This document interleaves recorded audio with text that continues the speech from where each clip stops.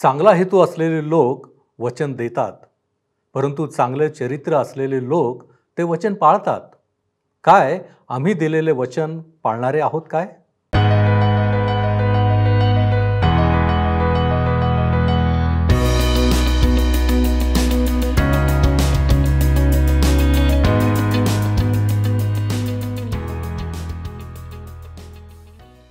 उपस्थित सर्व बंधू आणि भगिनींनो, उपासना कार्यक्रमामध्ये आपले हार्दिक स्वागत. प्रियांनो, मागील अध्ययनात आपण प्रेषितांची कृत्ये या नवीन करारातील पुस्तकाचा अभ्यास संपविला आहे. आज आपण जुन्या करारातील पहिले शमूएल या पुस्तकाचा अभ्यास सुरू करणार आहोत. या पुस्तकाचा असा काळ होता ज्यावेळी शास्त्यांच्या नेतृत्वाखालील इस्रायल लोक राजा असलेल्या राष्ट्रात रूपांतरित होत होते.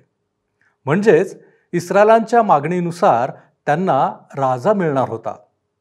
या पुस्तकात शमूएल, शाऊल आणि दावीद यांच्याबद्दल माहिती मिळते.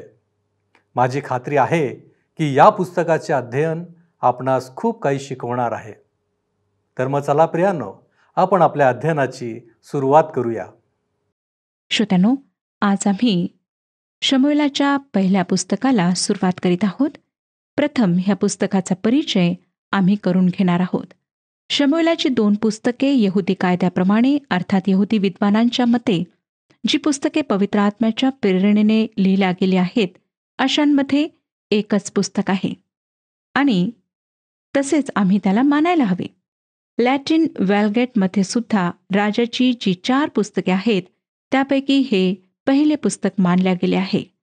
या पुस्तकाचे शीर्षक शमूएल आहे, ज्यावरून आम्हाला असं वाटतं की हे पुस्तक शमूएलाने लिहिले असावे. श्रोत्यांनो, जरी या पुस्तकाचा बराचसा भाग त्याने लिहिला आहे असा आमचा विश्वास आहे, तरी सुद्धा ह्या पुस्तकाला त्याचे नाव पडण्याचे कारण ते नसून त्याचे नाव ह्या पुस्तकाला अशा कारणामुळे पडले कारण त्याची गोष्ट प्रथम सांगण्यात आलेली आहे. तो ह्या पुस्तकातील प्रमुख व्यक्ती आहे, ज्याने शाऊल आणि दावीद ह्यावर तेल ओतून त्यांचा अभिषेक केला होता. सुरुवातीला शमूएलाचे पहिले आणि दुसरे पुस्तक एकच पुस्तक होते, परंतु सेप्टर्जिंट अर्थात जे जुन्या कराराचे ग्रीक मध्ये भाषांतर करणारे लोक होते त्यांनी त्याला 2 भागात विभागले. 25व्या अध्यायापर्यंत शमूएलाला ह्या पुस्तकाचा लेखक मानण्यात येते. जेथे त्याच्या मृत्यूचा उल्लेख वाचायला मिळतो, त्यानंतर नाथान आणि गाद ह्यांनी ह्या पुस्तकाला पूर्ण केले.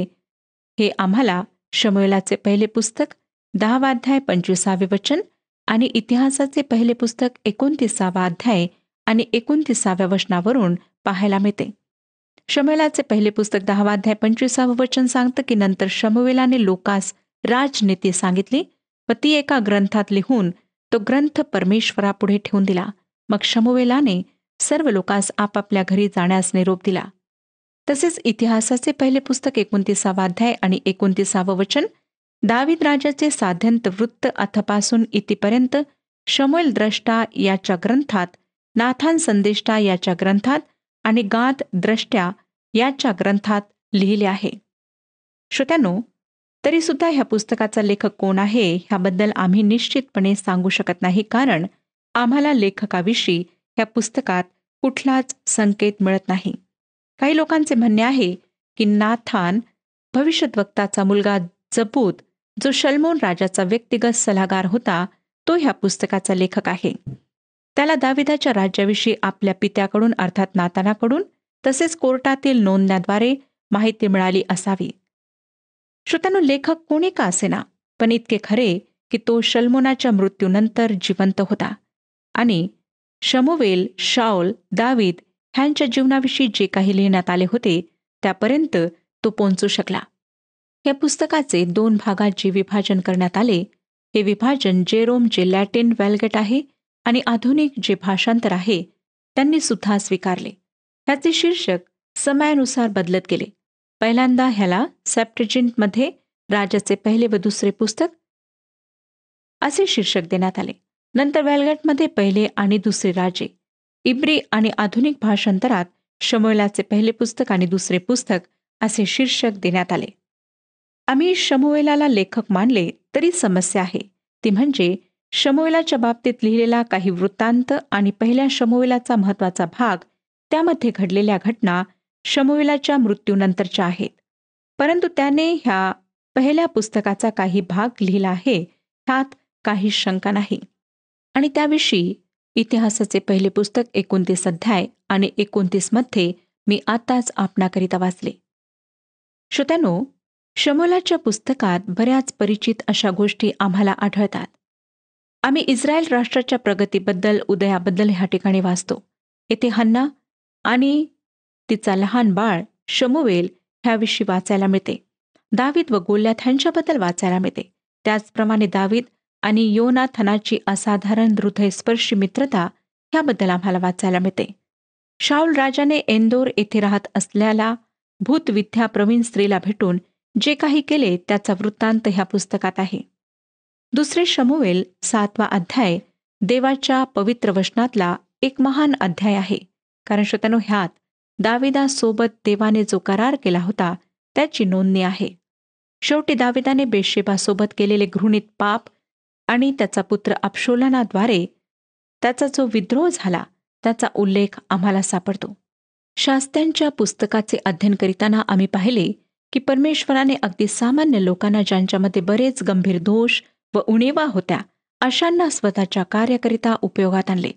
त्यांचे जीवन आणि ज्या घटना त्यांच्या जीवनात घडल्या त्या सर्व जे लोक स्वतःला कमी दर्जाचे किंवा क्षुल्लक समजतात त्यांच्याकरिता फार उत्साहवर्धक आहेत. पण शमूएलाच्या पहिल्या आणि दुसऱ्या पुस्तकात आम्ही अशा काही लोकांना भेटतो जे ठळक दिसणारे असाधारण असे लोक होते, जसे हन्ना, एली, शमूएल, शाऊल, योनाथन आणि दावीद. हे लोक आम्हाला ह्या पुस्तकात भेटतात. ह्या पुस्तकाचे अध्ययन करताना ह्या लोकांशी आमचा परिचय होणार आहे. शमूएलाच्या पहिल्या आणि दुसऱ्या पुस्तकाचे 3 विषय आहेत श्रोत्यानो, ज्यांना आम्ही ह्या पुस्तकाचे शीर्षक म्हणून समजू शकतो. त्यापैकी प्रार्थना हा पहिला विषय आहे. शमूएलाच्या पहिल्या पुस्तकाची सुरुवात प्रार्थनेद्वारे होते आणि शमूएलाचे दुसरे पुस्तक ह्याचा शेवट प्रार्थनेद्वारे होतो आणि मधात सुद्धा प्रार्थनेविषयी सांगण्यात आलेले आहे. दुसरे शीर्षक आहे राष्ट्राचा उदय. या पुस्तकात आम्हाला ईश्वर सत्ताक राज्य पद्धती बदलून राजाची सत्ता राष्ट्रामध्ये सुरू झालेली आढळते. सगळ्यात महत्त्वाचा जो भाग आहे तो शमूएलाचे दुसरे पुस्तक 7 अध्यायात परमेश्वराने दाविदाशी केलेला करार आहे. राज्याविषयी अधिक गोष्टी आम्ही नंतर पाहणार आहोत. तिसरे जे शीर्षक आहे ते आहे संदेष्टांचा उदय. जेव्हा इस्रायलमध्ये ईश्वर सत्ताक राज्य पद्धती होती तेव्हा परमेश्वर आपल्या भक्तांच्याद्वारे कार्य करीत असे. तरी सुद्धा धर्मोपदेशक भक्त लोक अयशस्वी झालेत आणि राजाचा अभिषेक झाला. तेव्हा परमेश्वराने धर्मोपदेशकांना दूर ठेवले आणि स्वतःचे संदेशवाहक म्हणून संदेष्टांना उभे केले. आम्हाला दिसून येईल श्रोत्यानो की इस्रायल राष्ट्राकरिता उन्नती आणि पैसा ह्या गोष्टी अधोगतीस कारणीभूत ठरल्यात. राजाच्या उदयाचे एक विशिष्ट महत्त्व आहे. पहिल्या आणि दुसऱ्या शमूएलाच्या पुस्तकात ह्या राजांचा जो उदय झाला त्याविषयीची चर्चा जुन्या आणि नवीन करारात फार महत्त्वाची आहे. नवीन कराराचा जो पहिला संदेश आहे तो बाप्तिस्मा देणाऱ्या योहानाचा संदेश आहे. तो म्हणतो मत्ते शुभवर्तमान 3 अध्याय 2 वचनात की पश्चाताप करा, कारण स्वर्गाचे राज्य जवळ आले आहे. बाप्तिस्मा करणारा योहान त्या राज्याविषयी बोलत होता जे राज्य जुन्या करारातले होते, जे शमूएलाच्या पुस्तकात सुरू झाले.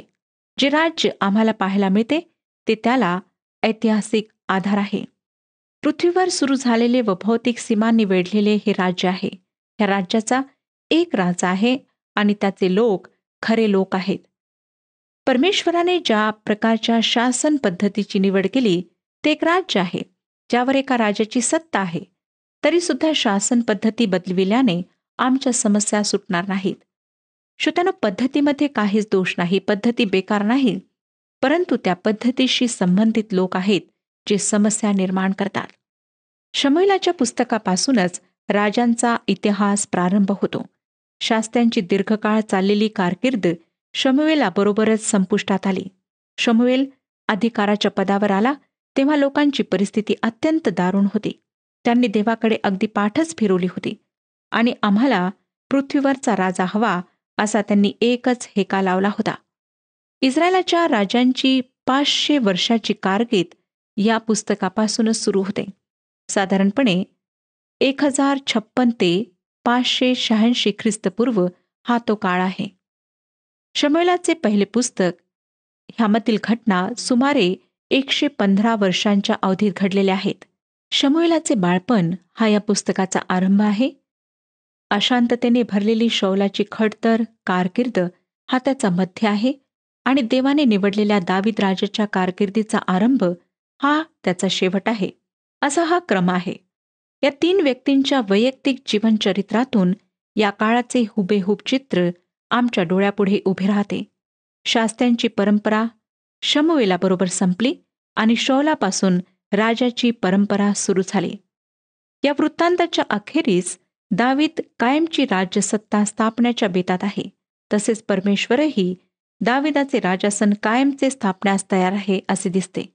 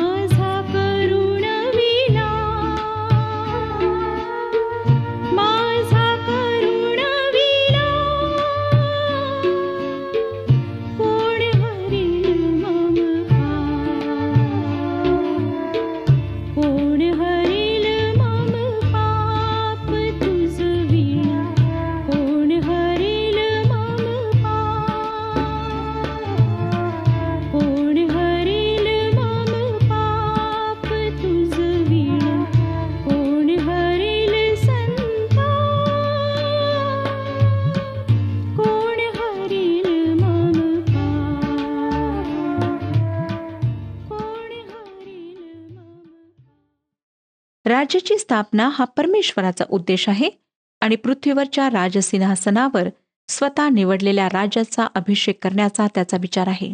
श्रोत्यानो, जेव्हा प्रभू येशू ख्रिस्त जो शांतीचा राजकुमार ह्या जगावर राज्य करील, तेव्हा त्याचे कार्य या सांसारिक राज्याप्रमाणे राहणार नाही, ज्या प्रकारे ते आज करीत आहेत. तो तसे करणार नाही. त्याच्या राज्यात गरिबी निर्मूलनाच्या कार्यक्रमाची आवश्यकता पडणार नाही. सजीव सृष्टीविषयी कार्यक्रमाची आवश्यकता पडणार नाही किंवा नैतिक उत्थानाकरिता कार्यक्रमाची आवश्यकता पडणार नाही. परंतु धार्मिकता आणि शांतीने ही पृथ्वी ज्याप्रमाणे पाण्याने व्यापलेली आहे तशी ती व्यापली जाईल. अनेक दृष्टिकोनातून ह्या पुस्तकात 1000 वर्षाचे जे ख्रिस्ताचे राज्य येणार आहे त्याचे आगाऊ चिन्ह देण्यात आले आहे. आणि इस्रायल राज्याची स्थापना होत असताना आम्हाला त्या 3 गोष्टी दिसतात ज्यांची आज जगाला आवश्यकता आहे. पहिली गोष्ट, एक असा राजा ज्याच्याजवळ सामर्थ्य आहे आणि जो आपल्या सामर्थ्याचा उपयोग धार्मिकतेने करेल. दुसरी गोष्ट, एक असा राजा जो पूर्णपणे परमेश्वरावर विसंबून राहून राज्य करेल. तिसरी गोष्ट, एक असा राजा जो परमेश्वराच्या आज्ञेत राहून राज्य करेल. श्रोत्यानो, प्रभू येशू ख्रिस्त जो येणाऱ्या राजांचा राजा आहे तोच आहे, ज्याची आज ह्या जगाला अत्यंत निकडीची आवश्यकता आहे. आता आपण ह्या पुस्तकाच्या पहिल्या अध्यायाला सुरुवात करीत आहोत. शमूएलाचे पुस्तक, पहिला अध्याय आपण अवश्य काढा. श्रोत्यानो, शमूएलाचे हे पहिले पुस्तक परमेश्वराचे भय मानून चालणाऱ्या एका स्त्रीच्या दुःखद हाकेने सुरू होते. जेव्हा इस्रायली लोक राजा पाहिजे म्हणून ओरडत होते, तेव्हा हन्ना मुलाकरिता रडत होती. परमेश्वर एका स्त्रीच्या हाकेवर, तिच्या आरोळीवर सिंहासनाची स्थापना करतो. जेव्हा एक स्त्री परमेश्वराच्या दृष्टीत उच्च स्थान प्राप्त करते, तेव्हा परमेश्वर तिच्याकरिता स्वतः सिंहासन तयार करतो.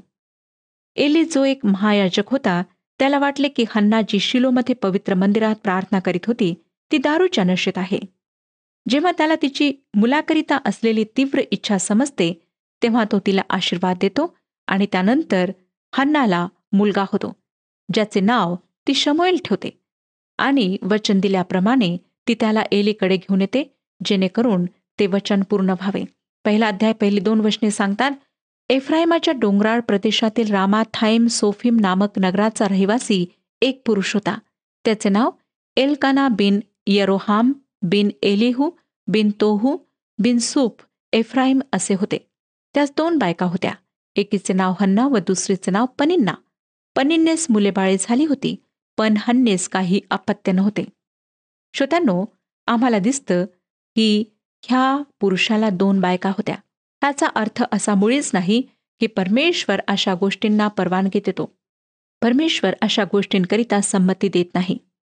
त्याच्या वचनात त्याने आपला विरोध स्पष्ट केलेला आहे. नंतर 3रं वचन सांगतं, हा पुरुष दरवर्षी आपल्या नगराहून सैन्यांचा देव परमेश्वर याची आराधना करण्यास व होमबली अर्पिण्यास शिलो येथे जात असे.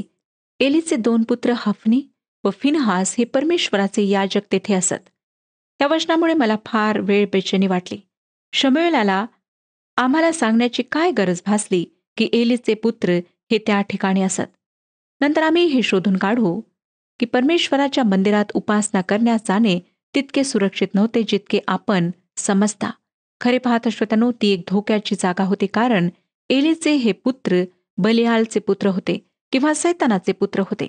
कारण श्रोत्यांनो, ते अशा काही गोष्टी त्या ठिकाणी करीत ज्या परमेश्वराच्या विरुद्ध होत्या, परमेश्वराच्या वचनाच्या विरुद्ध होत्या. 4 आणि 5 वचन सांगतं, एल्काना यज्ञ करीत तेव्हा तो आपली स्त्री पनिन्ना हिला व तिच्या सर्व पुत्रास व कन्यास वाटे देत असे. हन्नेस तो दुप्पट वाटा दे, कारण तिच्यावर त्याची प्रीती असे, परंतु परमेश्वराने तिची कूस बंद केली होती.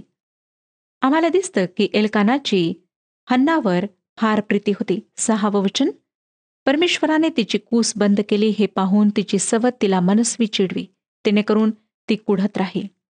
हन्नाची सवत कोण होती? पनिन्ना, जी एल्कानाची दुसरी पत्नी होती. आणि आम्हाला दिसतं की त्यांच्यामध्ये चांगले संबंध नव्हते. 7 ते 11 वचने, शिलोत जाण्याचा त्याचा हा परिपाठ वर्षानुवर्ष होता. आणि हन्ना परमेश्वराच्या मंदिरी गेली म्हणजे पनिन्ना तिला चिडवीत असे, तेव्हा ती रडे व काही खात नसे. तिचा पती एल्काना तिला एकदा म्हणाला, हन्ना, तू का रडतेस? तू अन्नपाणी का वरचिले? तुझे हृदय खिन्न का? मी तुला 10 पुत्रांपेक्षा अधिक नाही काय? शिलो येथे त्याचे खाणेपिणे आटोपल्यावर हन्ना उठून गेली. त्या प्रसंगी परमेश्वर मंदिराच्या द्वाराच्या बाजूस एली याजक आपल्या आसनावर बसला होता. तिचे मन व्यथित झाल्यामुळे ती परमेश्वराची करुणा भाकून ढळढळा रडली. ती म्हणाली, हे सेनाधीश परमेश्वरा, तू आपल्या ह्या दासीच्या दुःखाकडे खरोखर अवलोकन करशील, माझी आठवण करशील, आपल्या दासीला विसरणार नाहीस, आपल्या दासीला पुत्र संतान देशील, तर तो आयुष्यभर परमेश्वराचा व्हावा एतदर्थ मी त्यास समर्पण करीन. त्याच्या डोक्यावर वस्त्रा फिरविणार नाही, असा तिने नवस केला. श्रोत्यानो, हन्ना मनातून फार दुःखी होती. ह्यावरून तिच्या मनात मूल नसल्याचे जे दुःख होते ते किती अधिक होते हे प्रगट होते. म्हणून तिने मुलाकरिता प्रार्थना केली. आणि जर तिची इच्छा पूर्ण झाली तर तिने 2 गोष्टी करण्याचे परमेश्वराला वचन दिले. पहिली गोष्ट की तो आयुष्यभर तुझ्या मंदिरात राहून तुझी सेवा करील, मी त्याला तुझ्याकरिता समर्पित करीन. दुसरी गोष्ट, तो परमेश्वराकरिता नाझीर होईल, अर्थात तो परमेश्वराच्या कार्याकरिता वेगळा केला जाईल, त्याच्या डोक्यावर वस्त्रा फिरणार नाही. पुढे 12 आणि 13 वचने सांगतात, परमेश्वरापुढे ती अशी करुणा भाकीत असता एली तिच्या मुखाकडे पाहत होता. हन्ना मनातल्या मनात बोलत होती. तिचे ओठ हालत होते, पण तिचा शब्द ऐकू येत नव्हता. म्हणून एलीस वाटले की ही दारूच्या नशेत असावी. श्रोत्यानो, त्या काळी एली हा महायाजक होता आणि त्याने ह्या जवळजवळ भ्रमिष्ट झालेल्या स्त्रीला परमेश्वराच्या मंदिरात येऊन प्रार्थना करताना पाहिले आणि त्याला असं वाटलं की ती दारूच्या नशेत आहे. त्याची प्रतिक्रिया ही फार चुकीची होती.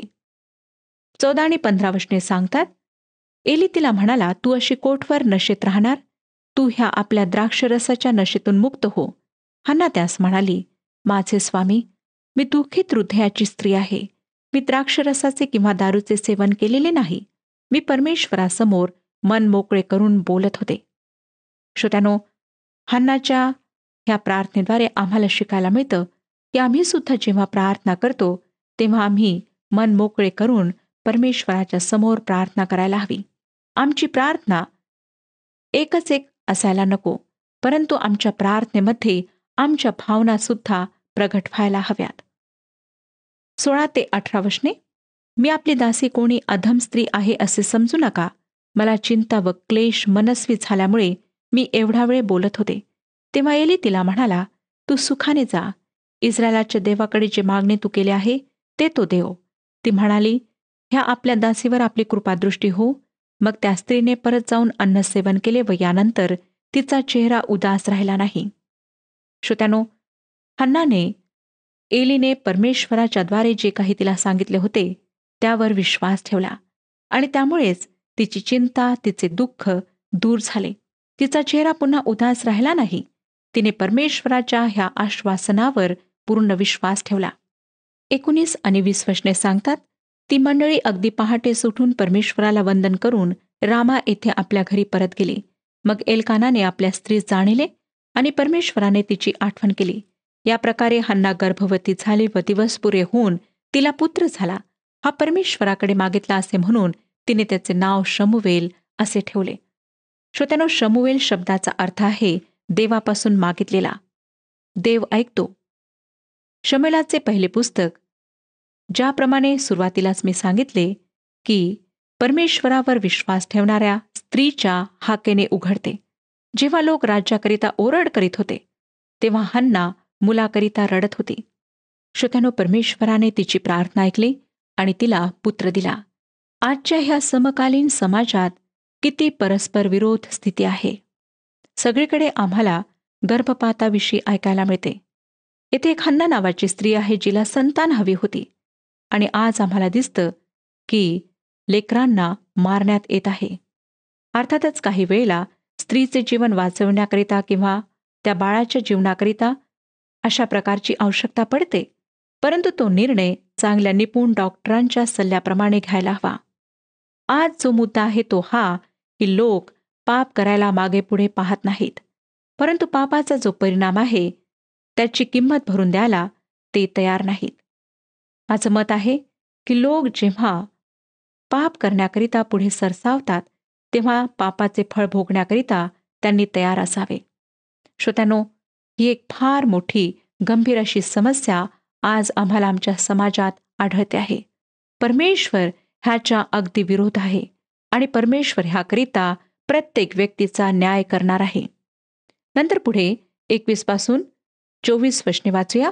मग एल्काना परमेश्वराला आपले वार्षिक होमबली अर्पण्यास व नवस फेडण्यास आपल्या सगळ्या परिवारासह गेला. हन्ना तेवढी गेली नाही. ती आपल्या पतीस म्हणाली, बालकाचे दूध तुटेपर्यंत मी थांबते.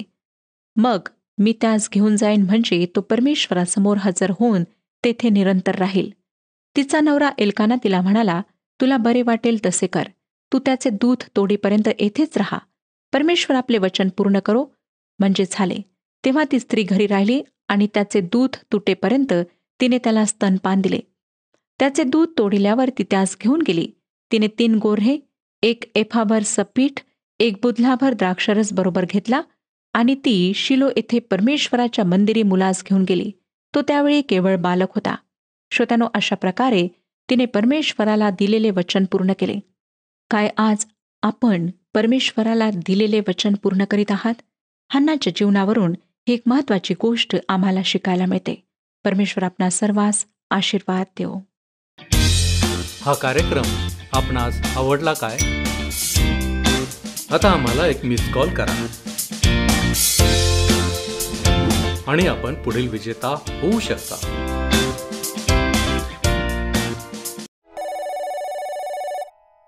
प्रियांनो, आपल्या लक्षात आलेच असेल की या पुस्तकाच्या अभ्यासातून आम्हाला शिकायला तर मिळणारच आहे, तसेच इतर अनेक गोष्टींची माहिती देखील होणार आहे. आज आपण विचार करू की आम्ही देवाजवळ काय मागतो, कसे मागतो. जो निश्चय आम्ही देवाला समोर ठेवून करतो तो आम्ही तंतोतंत पाळतो का? परमेश्वर दयाळू आहे, तो प्रार्थना ऐकणारा आहे, असा आमचा विश्वास आहे काय? आत्मपरीक्षण करण्यासाठी आम्ही वेळ दिला पाहिजे. आपण प्रार्थना करू. सर्वसमर्थ आमच्यावरती दया आणि कृपा करणाऱ्या आमच्या महान प्रेमळ परमेश्वरा, पुन्हा एक वार तुझ्या चरणापाशी येण्याची ही संधी आम्हाला दिलीस. आम्ही तुझे आभारी आहोत. विशेष करून प्रभूजी, आज आम्ही नवीन पुस्तकाला सुरुवात केलेली आहे. होय प्रभूजी, या पुस्तकाचा अभ्यास आणि जे काय अध्ययन आम्ही करणार आहोत ते सर्व आम्हासाठी आशीर्वादाचं असं कर. होय प्रभूजी, आज आम्ही शिकलेलो आहोत की आम्ही तुझ्याजवळ काय मागावं, कसं मागावं. होय प्रभूजी, कदाचित आम्हाला या गोष्टी अजूनही माहिती नाहीत. आमची विनंती आहे, आमची प्रार्थना आहे, प्रभूजी तुझं सहाय्य तू आम्हाला कर. तुझ्या मार्गदर्शनाच्या द्वारे प्रभूजी आम्ही योग्य गोष्टी तुझ्याकडं मागायला शिकावं. म्हणून प्रभूजी तू आम्हाला सहाय्य कर. आमची खात्री आहे तू आमच्याशी बोलणारा देव आहेस आणि तू आम्हाला योग्य गोष्टी देऊन पुरवून तू आम्हाला आशीर्वादित देखील करणार आहेस. याबद्दल आम्ही तुझे उपकार मानतो, तुला धन्यवाद देतो आणि या विनंत्या येशू ख्रिस्त आमचा प्रभू याच्याद्वारे करतो, म्हणून तू ऐक. आमेन. प्रभू येशूची कृपा आपणाबरोबर सदैव असो.